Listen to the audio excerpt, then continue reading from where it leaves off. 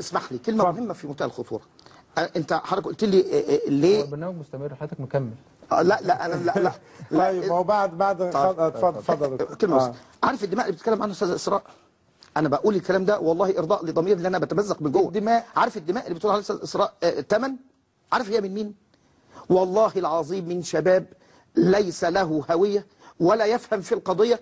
يا استاذ وائل انا فتحت ثواني يا استاذ بدر. هو ده الشباب المصري. المشكله في لا استنى بس، انا الحته اللي عايز اوصلها. انا موجود سبت وحد واثنين طول الاسبوع. عارف اللي بيموت مين يعني؟ اللي بيموت مين؟ انا المنظر ايه؟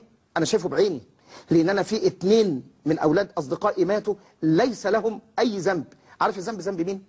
بعض الشباب اللي بتتكلم عنهم استاذ اسراء في شارع محمد محمود يسخنوا الشباب وادخل الشباب يقتل، يدفعونهم للموت دفعا يعني. والمناضلين هم اللي في الميدان. لدرجه ان انا رحت المجموعه، لان انا متتبع جدا المجموعه اللي بتصور الشباب، المجموعه اللي بتصور الشباب. تعالى ودافع واعمل، ياخدوهم لمحمد محمود يدخلوا يقتلوا. قلت لهم طب تعالوا انتوا المجموعه دي، تعالوا انتوا في المقدمه ويدخل الشباب كله وراكم. حسبي الله ونعم الوكيل. معلش مش هقول غير حسبي الله ونعم الوكيل، لان هو ده والله ده الواقع اللي بيحصل. ده حملة البرادعي من القليوبيه، مش عايزين نتاجر بدم الشباب المصري اللي لسه قايمين عليه، شهيد من التجمع وشهيد من حملة البرادعي. الشباب الموت ده قدر. انت بتقولي شهيد وشهيد، انا هجيب لك 50 شهيد من الشباب اللي ملهوش اي توجه. استاذ اسراء، معنى هذا الكلام انه خليني بس اقول لك احنا عايزين نبعد عن لغه الدم،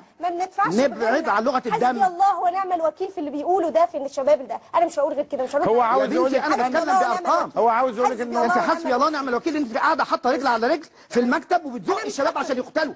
يا اسراء عايزين عقل، عايزين حكمه، اللي حضرتك بتقوله ده انا مش هرد عليك، انا مش هرد عليك. عايزين عقل وعايزين حكمه. لو رد عليك ردي هيبقى عنيف قوي قدام، مش هقدر ارد عليك. اللي انت بتقوله ده عشان تقول قاعده، حتى حضرتك شفتني ان انا قاعده حاطه رجلي عليك. انا ما رحتش بيتي من اول ما الميدان، من اول ما ملك عدلي. طب يا اسراء ما رحتيش ليه لمحمد محمود وتخدمتي الشباب؟ وتخدمتي الشباب رجعوني من ريحه الغاز، رجعوني بره لما رجعته قدام محمد محمود وشالوني وخرجوني بره. ارحموا الشباب شويه بقى، ارحموا الشباب. طيب ارحموا الشباب شويه. حضرتك بيقولوا ده يعني افتراء وربنا هيحاسبه عليه مش انا.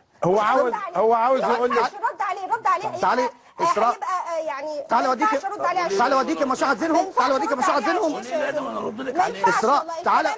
اسراء تعالي اوديكي مشاهد زينهم ونفرز الشباب اللي ميت، نفرز الشباب اللي ميت قدام الشعب المصري كله، نفرز الشباب اللي ميت ونفرز ونقول ده مين وده مين وده مين. يختار ربنا من يشاء يموت، ربنا اللي بيختار. انا لست يا لهوي بنتكلم في ايه ده؟ بنتكلم في ايه؟ بيموت في ايه يا اسراء؟ ده مكتوب عند بيموت عشان قضى بطوب على وزاره الداخليه. ده مكتوب عند احنا اللي بنختار. احنا طيب بيموت عشان قضى بطوب على وزاره الداخليه. يا جماعه هو عاوز يقول لك، هو عاوز يقول لك انه ده كلام ما يتردش عليه. لا لو سمحتي بس، بتفويض امرنا ربنا، ده كلام ما يتردش عليه. لو سمحتي بس، نفوض امرنا ربنا. هو عاوز يقول لك انه بعض القوى السياسيه بتدفع الشباب دفعا الى الموت وهي لا تموت، يعني قاعدين في لا يذهبون الى منطقة الصدام بين الأمن والمتظاهرين. يعني البعض يدفع الشباب، وكل الشباب اللي فقدوا عينيهم في المستشفيات دول كلهم ده بيدفعوا غيرهم. لا مش حقيقي. ده احمد حراره اللي فقد عينيه في ثوره 25 يناير.